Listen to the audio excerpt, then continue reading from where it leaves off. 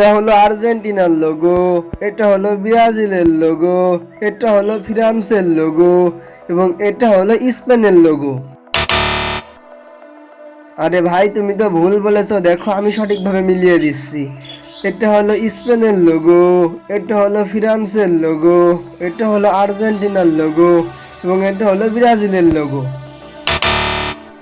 আরে তুমিও তো ভুল বললে, দেখো আমি সঠিকভাবে মিলিয়ে দিচ্ছি। এটা হলো আর্জেন্টিনার লোগো, এটা হলো ব্রাজিলের লোগো, এটা হলো ফ্রান্সের লোগো এবং এটা হলো স্পেনের লোগো।